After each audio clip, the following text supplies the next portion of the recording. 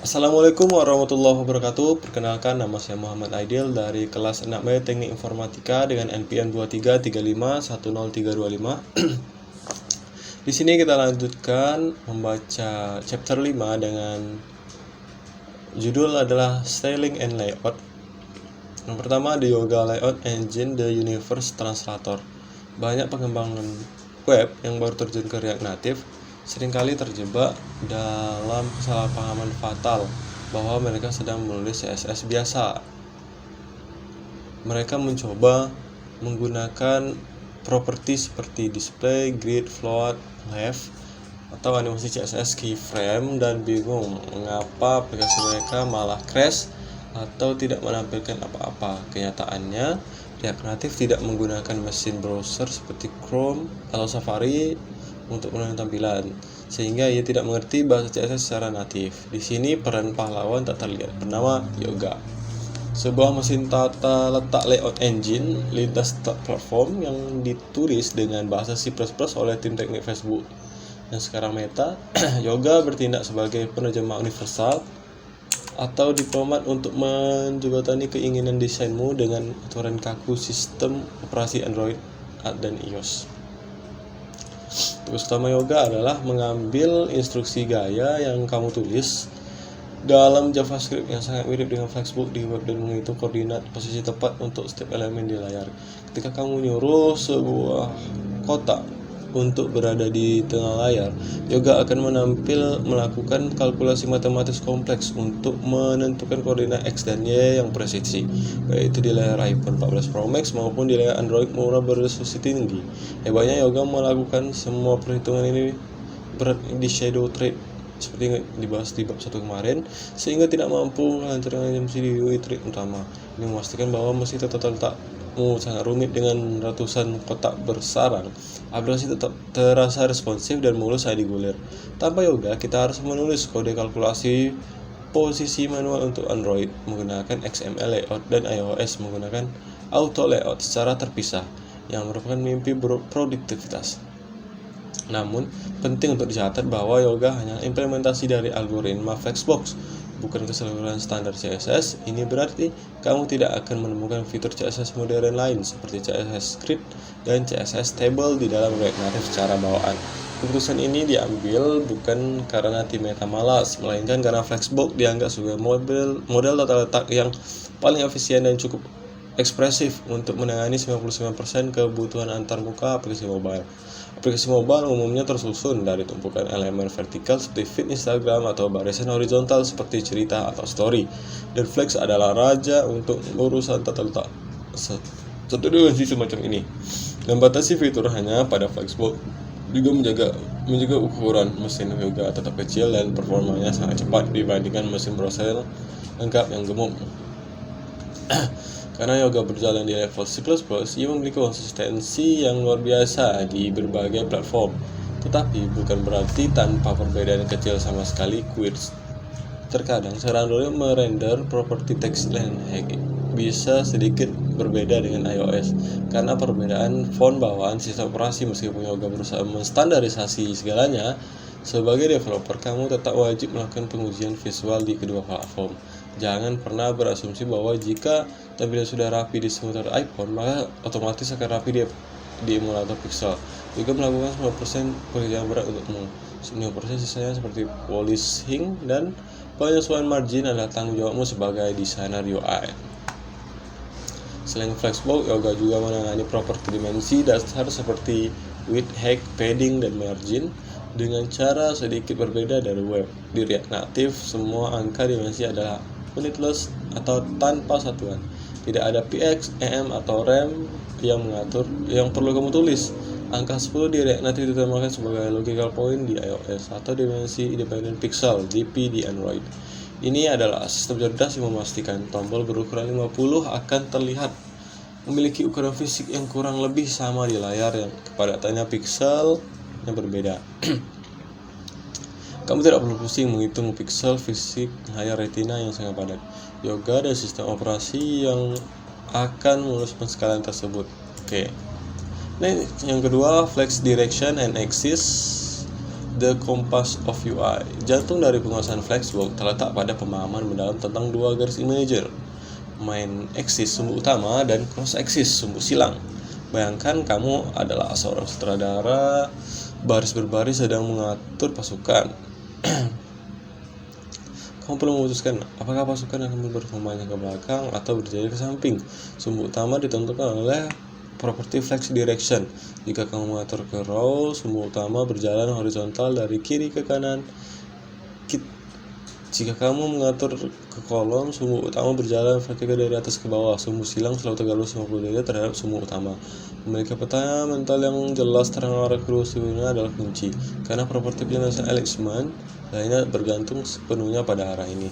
Perbedaan terbesar yang sering menjebak pengembang web yang beralih ke mobile adalah nilai default dari flex direction. Di dunia web, elemen secara alami berjajar ke samping atau menumpuk bergantung tipe halamannya, tapi Flexbox web defaultnya adalah row.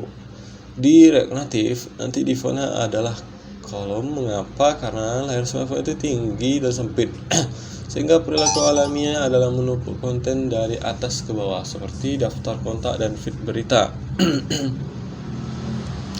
Jadi kamu membuat view dan memasuki 3 teks di dalamnya tanpa styling apapun, mereka akan otomatis tersusun vertikal. Kamu tidak perlu menulis flag direction kolom secara eksplisit karena itu sudah menjadi perilaku bawaan. Untuk mengatur posisi elemen di sepanjang sumbu utama, kita menggunakan properti justify content. Bayangkan ini sebagai alat untuk mengatur jarak antara elemen dalam barisan. Apakah kamu ingin mengatur elemen-elemen itu berkumpul di awal flag start, berkumpul di tengah, center, atau tersebar merata dengan jarak yang sama, space between? Jika flex direction adalah kolom vertikal, maka justify content berupa center akan mengatur kontenmu berada di tengah-tengah layar secara vertikal atas bawah. Banyak pemula bingung karena web mereka terbiasa justify content itu untuk kiri kanan. Di mobile, makna dinamis tergantung arah sumbu utamanya. Di sisi lain, untuk mengatur posisi sumbu silang, kita menggunakan properti align items. Ini mengatur bagaimana berlawanan dengan arah utama. Jika sumbu utama adalah vertical kolom, maka align item mengurus posisi horizontal kiri kanan. Salah satu nilai paling sakti di sisi align items center yang akan membuat elemenmu berada persis di jalur lintasannya. Kombinasi mau justify content center dan align item center adalah mantra suci untuk membuat elemen benar-benar berada di tengah layar secara sempurna, sebuah tugas yang dulu sangat sulit di era CSS lama. Selain itu, ada properti align safe yang memungkinkan sebuah elemen anak untuk mengembangkan terhadap aturan align items milik induknya. Misalnya, induk memerintahkan semua anak untuk rata kiri, flex start. Tapi ada satu anak bandel yang ingin berada di letak kanan sendiri. Anak itu bisa diberi align self atau flex end. Fleksibilitas ini memungkinkan kita membuat tata letak yang kompleks tanpa harus membuat banyak kontainer pembungkus tambahan. Kita juga harus mengenal flex wrap yang mengizinkan elemen untuk tumpah ke baris atau kolom berikut jika ruang sudah sangat berguna untuk membuat tampilan grid galeri foto. Menguasai Flexbox di React Native bukan tentang menghapus semua properti, melainkan melatih intuisi spasial. Kamu harus bisa melihat sebuah desain UI di Figma dan secara mental membedahnya. Oke, ini adalah kolom besar, di dalamnya ada baris untuk header, di dalam baris itu ada teks kiri kanan avatar, di kanan menggunakan space between. Oke, lanjut ke materi yang ketiga, responsive dimension the liquid UI. Dunia Android yang terfragmentasi, kita dihadapkan pada ribuan jenis perangkat dengan ukuran layar berbeda, mulai dari ponsel mungil hingga tablet raksasa. Hardcoding di dimensi pixel seperti menulis width 300 adalah dosa besar dalam pengembangan aplikasi modern. Angka 300 mungkin terlihat pas di iPhone 13, tetapi akan terlihat terlalu lebar di iPhone SE lama dan terlalu kecil di Samsung Galaxy Fold yang terbuka lebar. Aplikasi kita harus bersifat cair atau fluid, mampu mengisi wadah apapun disediakan oleh perangkat. Senjata utama kita menuju fluidity adalah flex yang menerima nilai angka rasio. Property flex bekerja berdasarkan sistem pembagian jatah ruang yang tersedia. Jika kamu memberikan flex 1 pada sebuah komponen, itu berarti ambil semua ruang kosong yang tersisa. Jika ada 2 komponen dalam satu wadah dan keduanya diberi flex 1, mereka akan memberi ruang sama rata 50-50. Jadi jika satu komponen diberi flex 2 dan yang lain diberi flex 1, maka total ruang dibagi bagian 3. Komponen pertama mendapat 2/3 bagian dan yang kedua mendapat 1/3 bagian. Konsep rasio ini sangat powerful karena kita tidak peduli berapa pixel sebenarnya tinggal layar tersebut, kita hanya peduli pada proporsional pembagiannya. Ini menjamin data-data kita selalu proporsional, tidak peduli apakah aplikasi dibuka di HP kecil atau tablet. Selain rasio flex, kita juga menggunakan persentase seperti width 50%. Ini memberikan elemen untuk mengambil setengah dari lebar induknya. Perlu diingat bahwa persentase selalu relatif terhadap wadah pembungkus langsungnya. Jika wadah induknya tidak memiliki ukuran yang jelas, misalnya tingginya menyesuaikan konten, maka persentase pada anak mungkin tidak akan bekerja seperti yang diharapkan. Seringkali kombinasi antara flex 1 untuk menghindari sisa ruang dan ukuran tetap fixed untuk elemen tertentu seperti header setinggi 60 adalah pola yang paling umum digunakan. Header tetap diam sementara konten tubuh aplikasi melar dan menyesuaikan sisa layar. Namun ada kalanya kita benar-benar butuh tahu ukuran aktual layar. Misalnya untuk membuat elemen yang ukuran persis setengah layar dikurangi margin tertentu. Untuk ini relatif dijadikan API dimensions. Tetapi cara yang lebih modern dan disarankan adalah menggunakan hook use window dimension.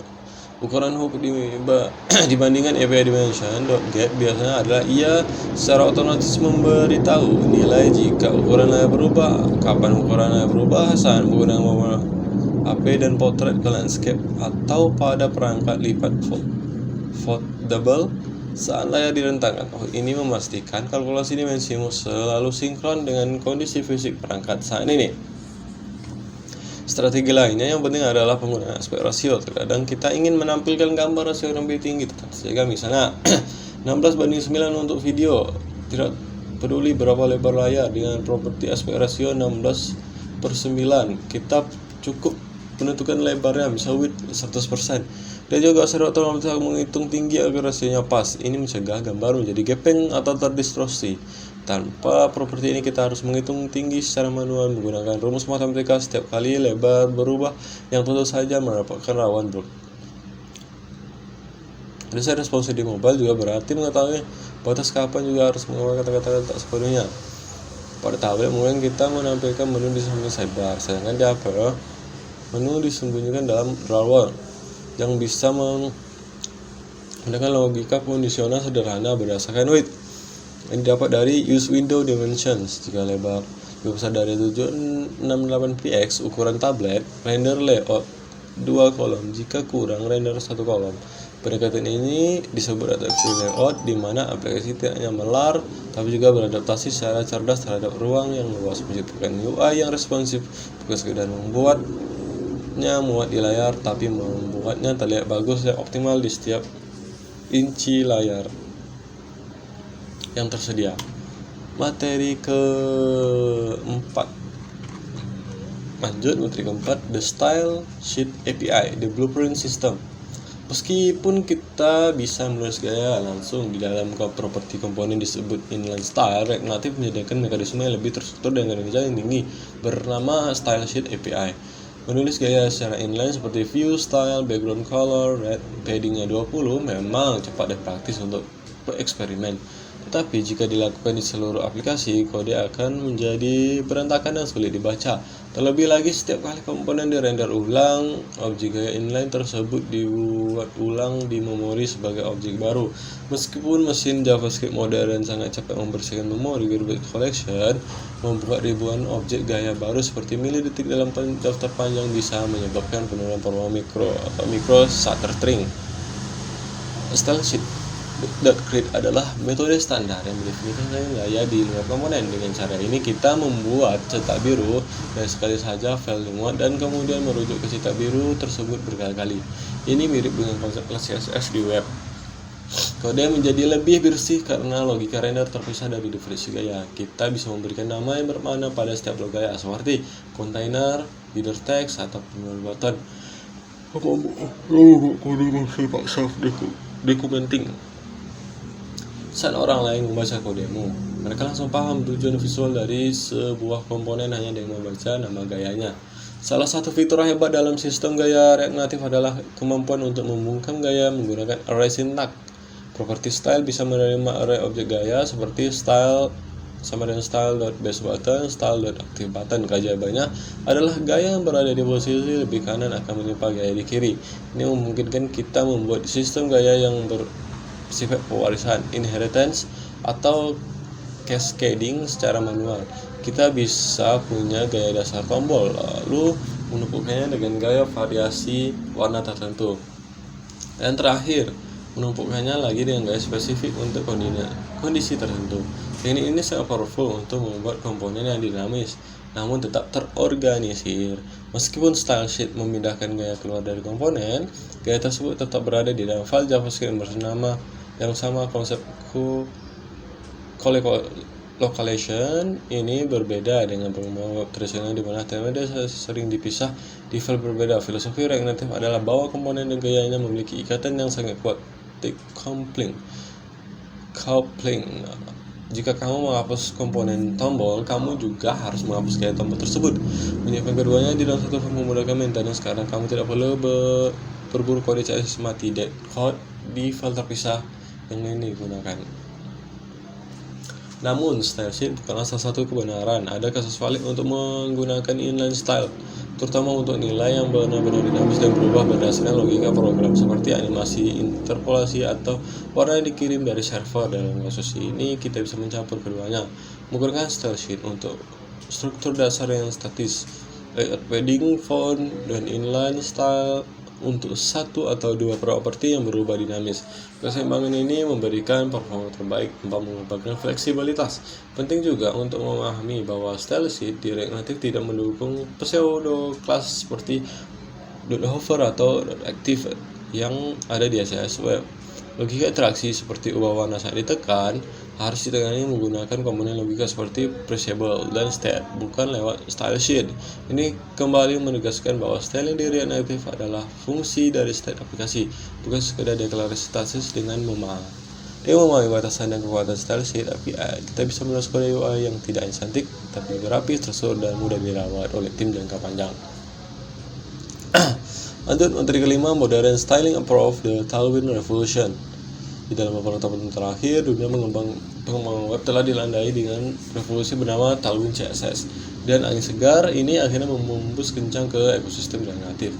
Pendekatan tradisional menggunakan style sheet sering kali terasa lambat karena kita harus bolak-balik melompat antara blok JSX di atas dan blok style di bawah file hanya untuk mengubah margin. Selain itu, memberi nama unik untuk setiap wadah kecil seperti container inner wrapper sangat melelahkan otak. Solusi modern untuk masalahnya ada di React Native adalah Nativewin, sebuah pustaka yang membawa kekuatan dan kecepatan Tailwind CSS langsung ke dalam komponen native.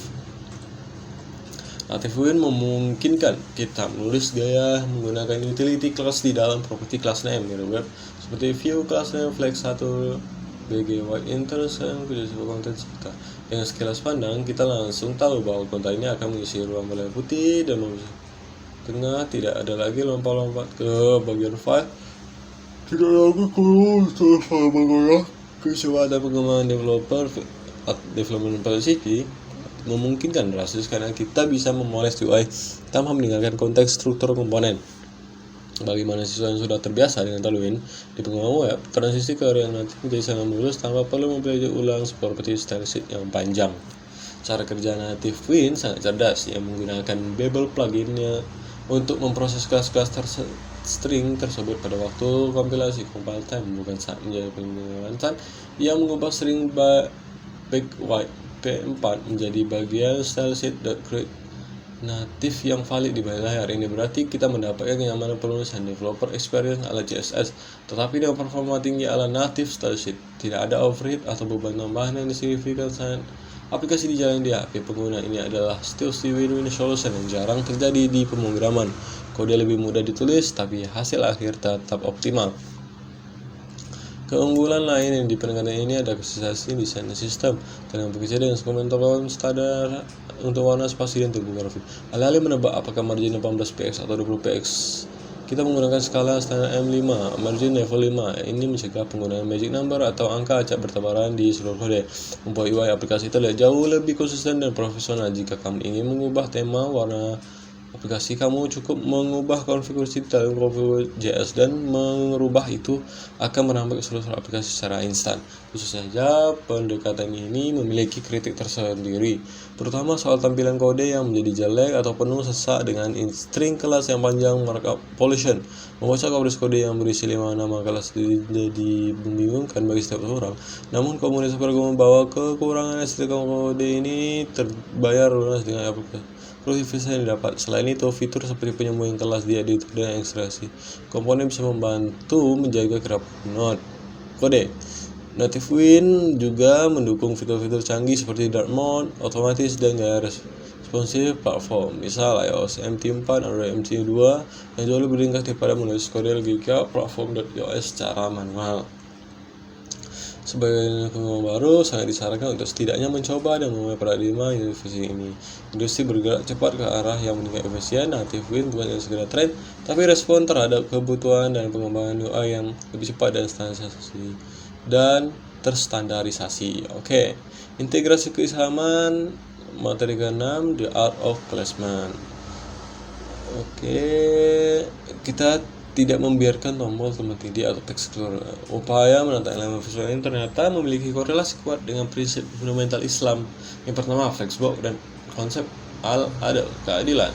Inti dari Flexbox menggunakan sistem konten dan elect item adalah menempatkan UI pada posisi yang seharusnya.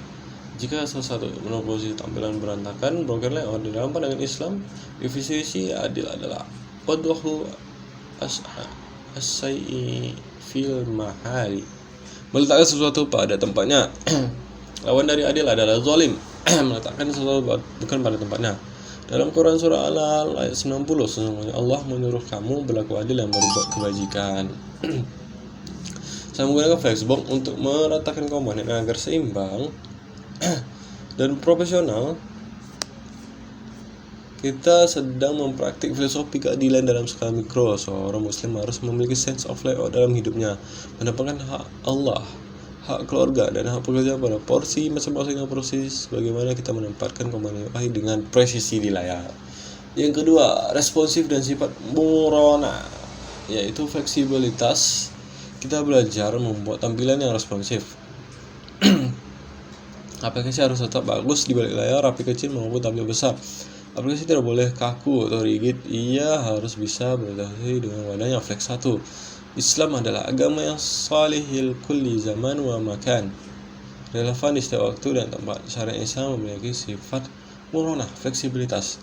Prinsip akidah tetap kokoh seperti HTML atau JavaScript, namun penerapan fikih bisa beradaptasi dengan kondisi zaman dan budaya. Restyling yang responsif. Dalam salah satu hadis Bukhari, agama itu mudah, dan selamanya agama tidak akan memberatkan seseorang, melainkan agama itu akan memudahkannya, seperti itu. Terus selanjutnya yang ketiga, styling dan konsep al-jamal, keindahan. Mengapa kita repot-repot menggunakan style sheet untuk memenuhi tombol? Karena fungsionalitas saya tidak cukup. Manusia menyukai keindahan. Aplikasi yang buruk rupa juga ditinggalkan penggunanya. Dalam Islam dan sebuah hadis mengapresiasi keindahan al-jamal, yaitu adalah sifat Allah dalam sebuah hadis riwayat Muslim. Sesungguhnya Allah itu indah dan mencintai keindahan. Mendesain latar muka pengguna UI yang bersih, rapi, dan sedap dipandang adalah bagian dari ihsan. Jangan membuat aplikasi yang kumuh atau acak-acakan.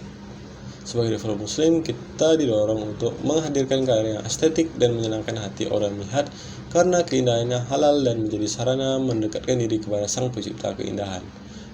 Lanjut yang rangkuman, yaitu yang pertama di Yoga Layout Engine, bukan CSS biasa. React Native tidak menggunakan mesin CSS browser. Penerjemah universal menggunakan mesin bernama Yoga C++ untuk menerjemah faktor Flexbox menjadi koordinat pixel presisi di Android iOS. Unitless, tidak ada PXM dan RAM. Angka 10 diterjemahkan secara cerdas dan Yoga menjadi poin logis kepadatan layar HP. 2. Flex Direction dan Access kompas tata letak. Kunci Flexbox adalah memahami sumbu akses. Default column berbeda dengan web. Default arah lewat di React Native ada vertical column karena layar HP memanjang ke bawah. Main versus cross. Sistem konten mengatur posisi di sepanjang sumbu utama arah alias, sedangkan item mengatur posisi di sumbu silang tegak lurus.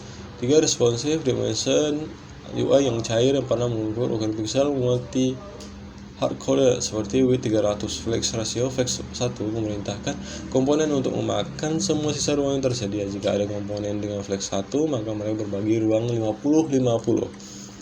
Fluidity teknik untuk memastikan aplikasi terlihat bagus baik di HP kecil maupun tablet raksasa tanpa perlu memperhatikan semua. Sistem keempat, Style Sheet API cetak biru, cara standar menulis gaya. Performa Style Sheet .create membuat definisi gaya sekali saja di memori seperti kelas jauh lebih efisien daripada inline style yang membutuhkan objek baru setiap kali render. Alias sintak gaya bisa ditumpuk style base active, di mana gaya paling kanan akan menimpa gaya sebelumnya, cascading. Selanjutnya native win, resolusi modern, pendekatan modern menggunakan CSS. Utility first menulis gaya langsung di properti kelasnya, misalnya BG Rect 500 P4. Kecepatan mempercepat proses coding karena tidak perlu bolak-balik antara kode UI dan DVD style di bawah file. Konsisten desain lebih terjaga karena sistem token. Nah, itu tadi untuk rangkumannya. Ini ada evaluasi kompetensi studi kasus. Nah, mungkin cukup sekian dari saya. Lebih dan kurang saya mohon maaf. Wabillahi taufiq wal hidayah. Wassalamualaikum warahmatullahi wabarakatuh.